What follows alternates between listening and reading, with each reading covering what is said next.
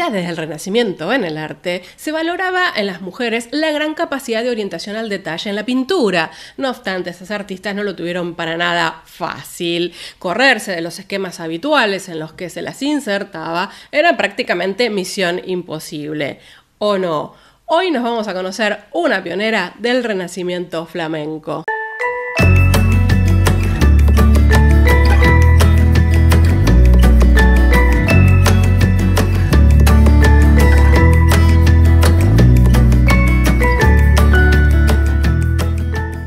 Les doy la bienvenida a un viernes más y hoy vamos a incursionar en dos cosas. En nivel más macro vamos a hablar un poquito del Renacimiento flamenco y por otro lado, en el nivel más micro, vamos a estar anclados o problematizando el tema de la mujer pintora en el mundo del arte para este mismo momento en el norte de Europa. Estamos hablando de los siglos XV y XVI. Si hay algo que se dice siempre del Renacimiento flamenco, y por supuesto hay un sustento más que verdadero en ello, es que se caracteriza por el descubrimiento del mundo y el descubrimiento del yo. No obstante, y antes de seguir avanzando, no puedo no mencionar, como lo he hecho más de una vez, que muchos historiadores del arte hoy por hoy problematizan, la categoría de renacimiento para el norte de Europa, porque no hay una búsqueda de la antigüedad clásica, no hay un renacer, es más bien una continuidad del gótico. Algunos lo llaman o han propuesto llamarlo gótico tardío, pero realmente no da cuenta de lo que implicó este periodo del momento en el arte. Porque si bien no hay una búsqueda en Grecia y Roma, sí hay una búsqueda de conocer, de desarrollar, de involucrarse en las ciencias. Entonces, desde ese punto de vista, se comparte cosas en común con el resto de Europa y con lo que sería el Renacimiento italiano. Y entonces nos tenemos que conformar con esta categoría medio lábil de Renacimiento flamenco. Para el siglo XV, Jan van Eyck, Roger van der Weyden, todos esos a los que Panofsky llama los primitivos flamencos, inician una poderosa corriente pictórica en el norte. La inauguración de un auge enormemente comercial en la colección de pinturas, en la búsqueda de obras de arte para la propia casa. ¿Por qué se da esto en los Países Bajos? Bueno, la verdad es que las ciudades gozaban de bastante independencia respecto de el monarca de turno o del emperador del que podían llegar a depender por estar bastante lejanas. Había un auge del comercio mercantil muy importante, con lo cual esto es sinónimo de burguesía ascendente y clases nobles en declive, ascenso de los gremios, la valorización del trabajo y, entre todo ello, por supuesto, la valorización del pintor. No había burgués o pequeño burgués que no anduviera por allí que no quisiera como mínimo un retrato suyo y de su familia. Y cualquier fiesta o ceremonia era motivo para encargar un cuadro, un retrato, por ejemplo, el casamiento. Y por supuesto también había una inquietud muy fuerte respecto de los habitantes con la iglesia. Por supuesto, iglesia era entendida como única y universal, ¿no? Estamos hablando en este caso de la iglesia católica. Hay una mentalidad de cierta crítica, hay cosas que no se ven bien en cuanto al accionar de la iglesia católica, la venta de bulas, por ejemplo, lo cual hace que la iglesia en esta zona no sea tampoco la principal comitente en este periodo, sino más bien la nobleza y, como dije, esta burguesía que venía ascendiendo. Todo esto termina de explotar en 1517 con, ¿no?, las 95 tesis de Lutero y el inicio de la Reforma Protestante, lo cual dio mucho más sentido individual a las personas respecto de su relación con Dios, de su relación con las Escrituras, sin necesitar intermediarios de la Iglesia, y un afán de mostrarse dignos, de mostrarse merecedores de la gracia divina a través de su trabajo, a través de su riqueza, a través de su prosperidad. Todo esto es el gran cóctel, el gran sustento que da a la pintura de retrato, aunque no es la única por supuesto, un auge impresionante y se desarrollan técnicas de una habilidad muy destacada, de un detallismo muy destacado y de realismo. Es en este contexto, en este ámbito, donde nace nuestra pintora del día de hoy, que es Catarina van Hemmesen. Catarina nace en 1528 en la ciudad de Amberes. Es hija de, por parte de su madre, de una dinastía de ricos comerciantes, y su padre era un pintor muy destacado en ese momento, llamado Jan Sanders van Hemmesen, oriundo de Hemmingsen. De ahí se entiende que viene este apellido. Ya esto nos da la pauta de por qué Catarina se pudo dedicar a la pintura con bastante libertad. Quiero decir, teniendo en cuenta que las mujeres no podían ir a un taller a formarse, qué mejor que tener el taller del padre y el conocimiento del padre para poder dedicarse a esto. De hecho, Catarina tuvo otros 3 hermanos que también se dedicaron a la pintura y una hermana mayor que ella, un par de años, que se dedicó a la música, con lo cual las artes estaban muy bien vistas. Es verdad que tenía mucho más sentido para una señorita formarse en música para poder halagar a los invitados, amenizar las veladas, que dedicarse a la pintura. No obstante, ahí ella pudo realmente desarrollar lo que quería. Por supuesto, para este momento, las escasas mujeres pintoras que hay a lo largo de toda Europa, no solo en los Países Bajos, no recibían cualquier encargo. Salvo honrosas excepciones, en general se dedicaban a las miniaturas, retratos de pequeños formatos, naturalezas muertas o bodegones, y en algún caso, si por ejemplo esta pintora podía llegar a ser monja o religiosa, algo de pintura religiosa. Olvídense de cualquier escena de género de las típicas del norte de Europa, olvídense de pintura mitológica, era algo impensado. Quiero decir, obras de gran formato no iba. De hecho, si pensamos en la historia de Catarina, es fuertemente reconocida como miniaturista. Así la reseña incluso Giorgio Vasari. Sobre esto vamos a volver después. Lo cierto es que Catarina parece que era muy buena, y junto con su padre entran a trabajar para la regente que había en ese momento en los Países Bajos, que era María de Hungría, la hermana de Carlos V. Ahí ella en la corte se puede dedicar fuertemente a la miniatura y a los retratos. Cuando llega a la edad de 26 años, se casa con el músico de la Catedral de Amberes, un puesto súper importante, que se llama Christian de Morien. Lo que se dice es que entonces dejó los pinceles porque ya era una mujer casada y no se le permitía trabajar en esto.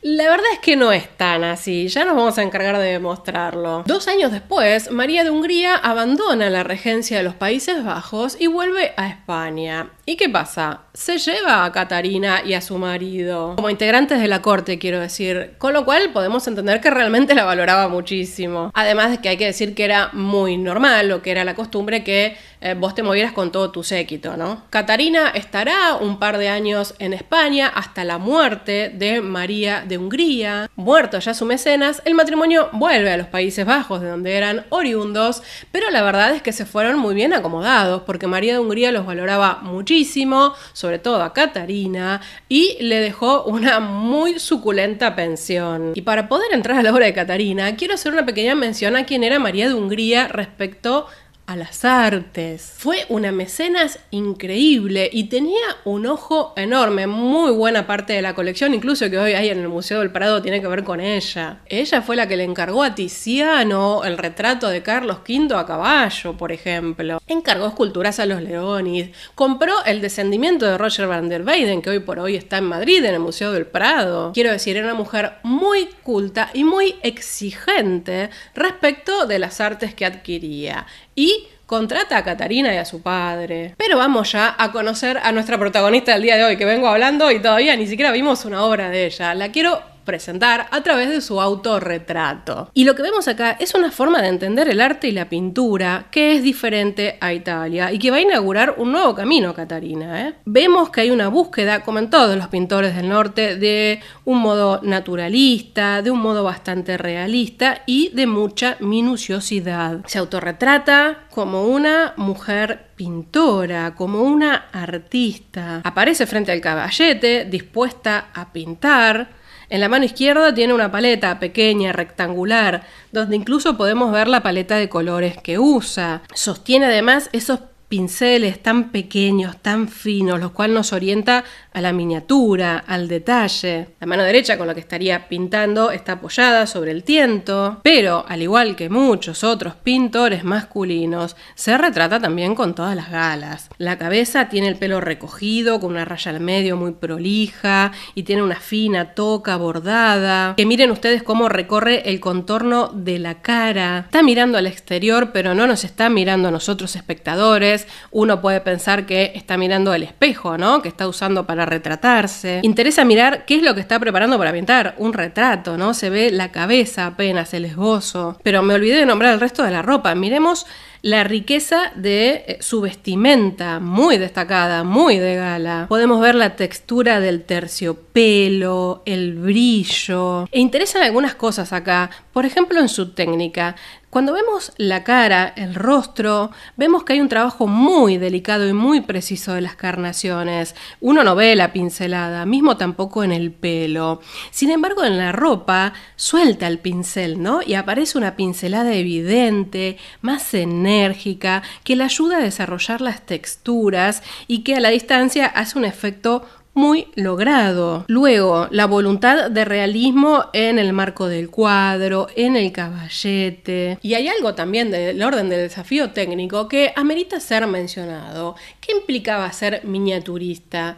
Reducir los cuerpos en proporciones adecuadas. Y vemos que ella lo logra muy bien. Es cierto que si uno ve los brazos, parecen un poquito desproporcionados, es verdad. No obstante lo cual, el efecto está bien logrado porque uno tiene que mirar con mucho detalle para darse cuenta de eso. Estamos ante una pintora del Renacimiento, ¿no? Los trucos son necesarios para llevar a la idealización, y en ese orden entra nuestro ojo, que no lo nota a primera vista. Por último, y algo muy importante, es la firma. En la parte superior del cuadro dice Catharina van Hemmesen, pintándome 1548 a la edad de 20 años. Era una costumbre bastante común en los Países Bajos dejar estos datos en los cuadros. Ahora, vamos a poner este cuadro en su sitio en la historia del arte.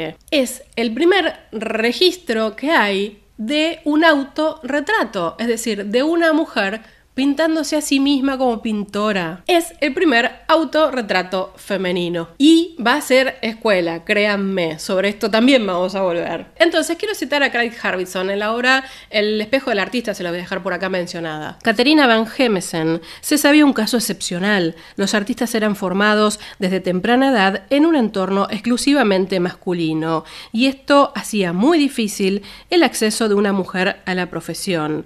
Pero ella se benefició de que su padre era pintor. Vamos a pasar ahora, también en el orden del retrato, a la obra que yo creo que debe ser una de las más conocidas de ella y que a mí me parece muy interesante. Es esta joven tocando el Virginal del año 1548. En algún momento se pensó que esta obra era un autorretrato, pero la verdad es que no, y hay bastante diferencias. Incluso si los pensamos que quizás se pintaron para poner en tándem el autorretrato que vimos de ella y esta joven tocando el Virginal, podemos apreciar que hay similitud en las ropas, es verdad, y que hay ciertos rasgos parecidos. Se cree que esta es la hermana que se dedicaba a la música. Tengo que decir, la verdad es que me encanta, me fascina la expresión de la cara y cómo eso acompaña de alguna manera la delicadeza de las manos.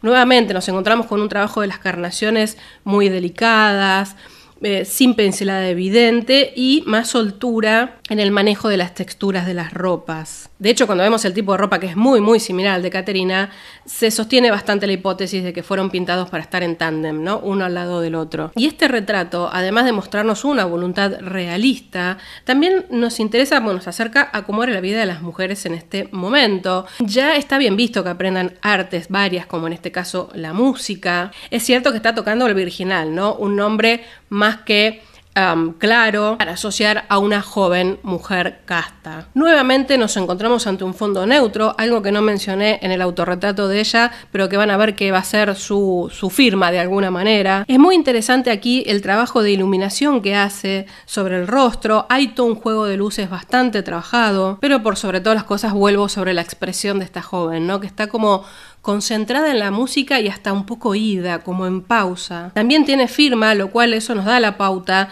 no solamente de que lo hizo Catharina, sino que no es ella porque no nos dice a quién está pintando. Dice que está hecha en 1548 y que la mujer que está ahí tiene la edad de 22 años, es decir, es 2 años mayor que ella. Abajo a la izquierda hay una inscripción en latín, ¿no? Omnia dat Dominus nom, habet ergo minus. De este mismo periodo también es esta obra Retrato de mujer, en donde ya salimos del ámbito familiar. Por supuesto, Caterina ya estaba trabajando para María de Hungría y nos encontramos con una obra que habla de un notable realismo.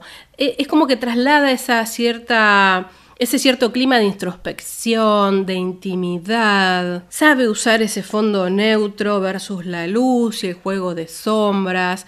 Noten ustedes que los personajes siguen sin mirar al espectador. Nunca miran al espectador, siempre están mirando en otra dirección.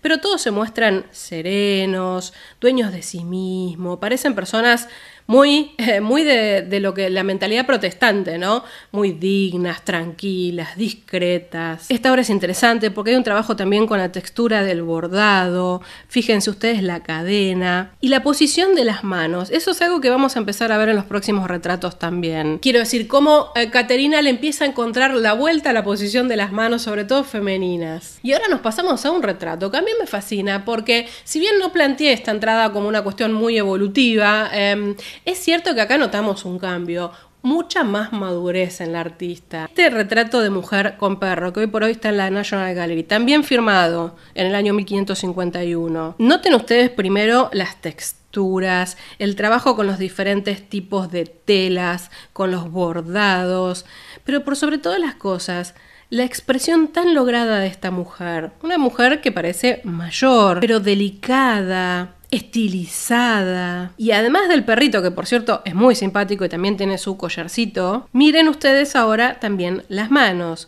En las manos sostiene este cinturón, podríamos decir, que hace como si fuera de rosario. Miren ustedes la posición de los dedos. Y en la otra mano parece tener una tela, un pañuelo quizás. Realmente mirando este cuadro sigo lo que dice Cunningham, de que es un ejemplo muy fino, muy delicado. Este perfil de 3/4, esta postura tan natural, tan lograda, la mirada cálida, calma y un gran despliegue técnico, como dije, en todas las texturas. Dice la National Gallery de Londres de este cuadro: no sabemos quién era la modelo, pero evidentemente era rica. Su camisa, visible en el cuello y las muñecas, está adornada con bordados negros. El corpiño de su vestido es de seda aguada y cordoncillo gris oscuro, y sus mangas parecen de terciopelo rojo. Su guante está decorado con bordados negros y adornos dorados. Su cinturón está hecho de cuentas doradas y negras y cilindros negros con extremos dorados. Y por supuesto el perrito era igual algo bastante común. Las mujeres en este momento gustaban de retratarse con sus animalitos de compañía. Y ahora vamos a este siguiente retrato de mujer, que miren ustedes, no está datado específicamente por el museo, pero para mí también hay una madurez en el desarrollo de la expresión, sobre todo.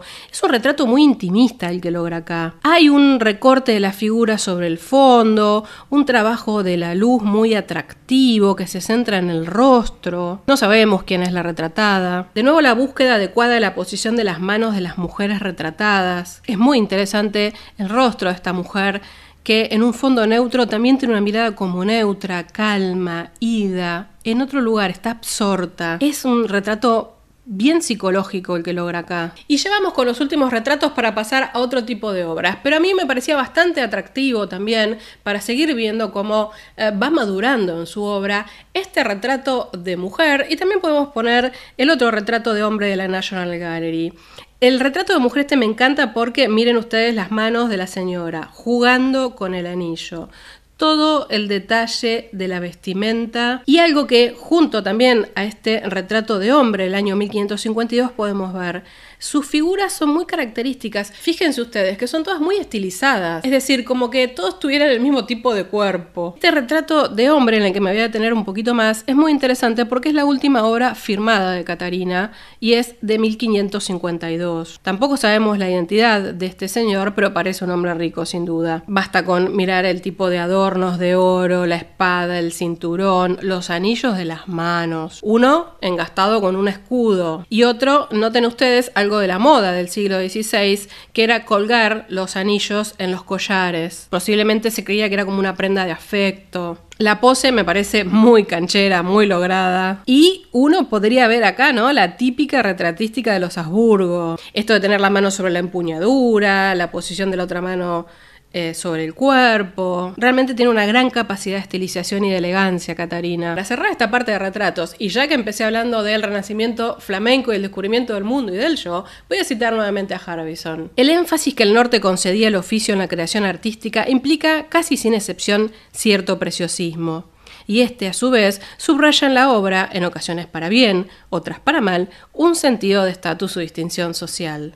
Tanto el artista nórdico como su patrón parecen plena e incluso excesivamente conscientes de la situación social que disfrutan o a la que aspiran. Las obras de la Europa septentrional son de reducido tamaño, calculadas individualmente para lograr una privacidad e intimidad psicológica. Se sabe de la existencia de por lo menos 10 obras firmadas por Catarina, en las cuales encontramos 6 retratos, un autorretrato que fue el que vimos y también pintura religiosa. Y es a este rubro que nos vamos a pasar ahora, haciendo foco principalmente en una obra puntual.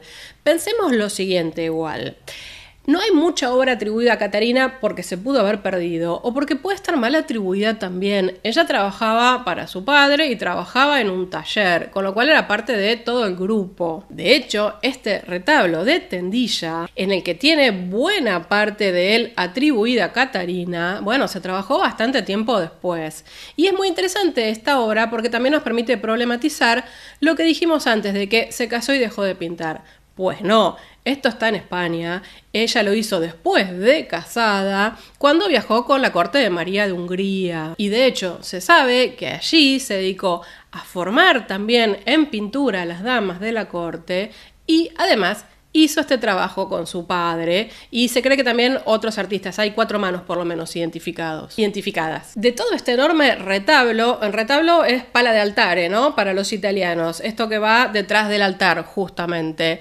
Tiene obras atribuidas en el panel central, en los paneles centrales y también en la predela. Predela es como el zócalo, el piso del retablo. Ahora se los voy a marcar acá para que lo vean bien. Y es muy muy interesante esta obra porque nos permite salirnos de los fondos neutros y también ver cómo trabaja el cuerpo masculino. Y ustedes saben que para las mujeres estaba prohibido copiar directamente. De las pinturas que aparecen atribuidas a ella nos encontramos con este San Jerónimo, que es magnífico. Una típica forma igual de representar a San Jerónimo, me parece muy expresivo y muy lograda. Además, ese fondo de paisaje, ¿verdad? También tiene atribuido el Calvario, que vemos arriba de ese San Jerónimo, en donde encontramos ya como una influencia un poco más italianizante. Se cree que esto tiene que ver con que el padre de ella, que había viajado a Italia, había desarrollado bastante el trabajo de la anatomía más a la italiana, por tanto también los hermanos, y Catarina obviamente recibió esta influencia. Nuevamente un maravilloso trabajo con el paisaje, en donde está inserta la escena, y la otra obra que tiene atribuida es este Nacimiento de Jesús que está a nuestra izquierda, que se vuelve más atractivo aún porque ya empiezan a figurar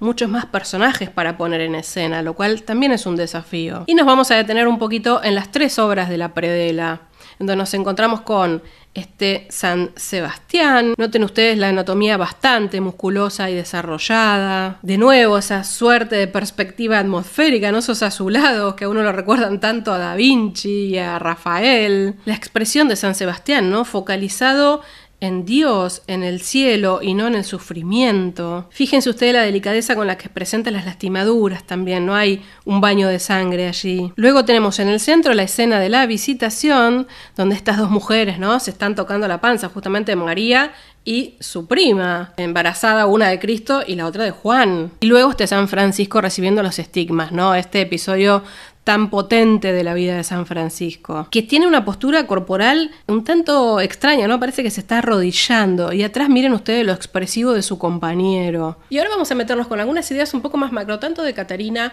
como de la mujer pintora en el Renacimiento. Está claro que no la tenían fácil, en ningún lado, ni en el norte, ni en Italia, ni en el Mediterráneo, quiero decir. A ver, todo lo que ellas hicieran o no era potestad de un varón, ya sea del padre, de un hermano mayor que estuviera a cargo o de su marido. Por eso, en muchos casos siempre se problematiza si realmente hubo un renacimiento para las mujeres, ¿no? Porque hasta incluso hubo retrocesos. Antes las mujeres podían, no sé, ir a la universidad y demás, y a partir de este momento no. Y es justamente por eso que el autorretrato inicial del que hablamos de Catarina es tan importante, porque ahí ella, de alguna manera, se permite afirmarse como pintora, como artista, pero también nos permite pensar en la contradicción. Está vestida de manera impecable, se muestra con todas las galas, quiere mostrarse como una mujer, quiero decir, como una mujer sujeta a un determinado orden social. Aún así, es una mujer que hace un camino propio. Cuando hablamos del retablo dije, bueno, la influencia en el desarrollo de la anatomía masculina por parte de la pintura del padre o de los hermanos. Pero si vamos, por ejemplo, a ver los retratos en donde ella se desarrolló mucho más, el padre nada que ver, o sea, un estilo muy, muy diferente. Incluso ya desde el fondo, él planteaba un fondo, ¿no?, para los personajes. Y usa como expresiones mucho más neutras. Estos personajes no transmiten tanto como la mirada casi, como decía yo, psicológica que usa Catarina con sus retratados. Para pensar algunas cosas, así nos vamos aproximando hacia el final. Cuando uno dice, estas mujeres no lo tuvieron fácil, ok, es verdad, había todo un mundo masculino que no les permitía hacer determinadas cosas. Pero estas pintoras, ahora me voy a extender a otras más, a Sofonisba, Anguissola, a Lavinia Fontana, eran hipervaloradas por sus colegas en el momento. Digo, cuando hablé de Catarina dije que hasta Giorgio Vasari la citó como un ejemplo impecable de miniaturista de la Escuela del Norte. La fortuna crítica de estas artistas y de Catarina, por ejemplo, cambia después. ¿Cuándo? Cuando nace la historia del arte, porque son los historiadores del arte los que las niegan, y comienzan a atribuir sus obras a otros artistas, o prefieren ponerlas como anónimas porque no se les puede ocurrir que las haya pintado una mujer. Que en el caso de Catarina, bueno, hay obras que son indiscutidas porque están firmadas, ¿no? Es la fortuna que tuvo de ocurrírsele firmar esos cuadros. Fue la historiografía del arte a partir del siglo XIX y XX la que decidió relegar y olvidar a la mujer artista. Incluso, hay que decirlo, muchas veces se ha tapado la firma de las artistas para poder vender ese cuadro como de un pintor anónimo pero masculino que seguramente valía más. Estas mujeres artistas fueron más víctimas de los siglos más cercanos a nosotros que de su propio momento. Quiero decir, Catarina, una mujer reconocida en la corte de María de Austria, que se debe haber cansado de pintar retratos en la corte, que debe haber hecho muchísimas miniaturas, que incluso ayudó a su padre en el taller, y tiene apenas 10 obras identificadas. Está claro que alguien, a propósito, decidió olvidarse de esta pintora. Y refuerzo por si queda alguna duda, no fue su entorno inmediato. Si bien uno puede ver en Catarina un pincel adecuado, una técnica adecuada, quizás no un destaque como otros maestros del norte, bueno, yo dije que de alguna manera hizo escuela, fue pionera. Miremos estos retratos. Son parecidos más que razonables, ¿verdad? Y Catarina hizo su autorretrato primero que Sofonisba. Aún así, podemos sumar también a Lavinia Fontana. Vemos cómo estas mujeres del siglo XVI, en sus autorretratos, muestran la tensión, ¿no?, que hay entre el arte, entre su arte y su vocación, y lo que implicaba ser una señorita o una dama. Siempre se buscan ropajes finos, siempre se busca, por sobre todas las cosas, mostrarse como una mujer de sociedad antes que un trabajo de taller. Y lo más atractivo para mí, ¿no?, todas parecen haber interrumpido el trabajo, lo que estaban haciendo, para de repente mirar hacia afuera, hacia el espectador, hacia el espejo. Y yo creo que es en esa mirada hacia afuera, en esa interrupción de su tarea, en donde de alguna manera se declaran artistas, pintoras, escultoras, grabadoras. Es más, noten la gravedad con la que se muestran, la seriedad que le imprimen a lo que están dejando de hacer para mirar. Y en ese sentido, Catarina inauguró toda una intención expresiva y detallista de su oficio. Por sobre todas las cosas, inaugura un gran retrato comunicativo y descriptivo. Y ahora quedarnos pensando en algo con este cierre, pensemos que Plinio el Viejo, por ejemplo, si nos vamos a la antigua Grecia, valoraba muchísimo el trabajo de las mujeres artistas, pero no porque fueran mujeres, sino porque eran artistas, es decir, no había para él mucha diferencia si era mujer o si era hombre en cuanto a sus logros. Nos trasladamos unos cuantos siglos al Renacimiento y los teóricos, los incipientes teóricos del arte, empiezan a mencionar a estas mujeres que se destacan en su arte. Y después de todo eso, la nada. Hay mucho para reflexionar en esto todavía, ¿eh? Hasta aquí entonces la entrada del día de hoy. Espero les haya resultado de interés. Quizás les presenté una nueva artista o quizás, bueno, ya hayan tenido alguna referencia y pudimos profundizar y problematizar algunas cosas. Si les gusta la idea de que sigamos con alguna otra artista del Renacimiento, por ejemplo, nos podemos ir más para el lado italiano o para el lado más mediterráneo con Sofonisba, que lo dije recién, o con la Viña Fontana, que son dos pintoras súper interesantes. Me lo hacen saber en los comentarios y así también me gustaría que me dejen sus opiniones o su punto de vista sobre Catharina van Hemmesen. Ya saben, les dejo mis contactos para que sigamos en comunicación por allí, también la página web para que se registren y reciban las invitaciones de las charlas. No olviden de suscribirse a este canal y por supuesto regalarme un like, que ya no sé si lo dije o no. Entonces, nos vemos el próximo viernes. Adiós.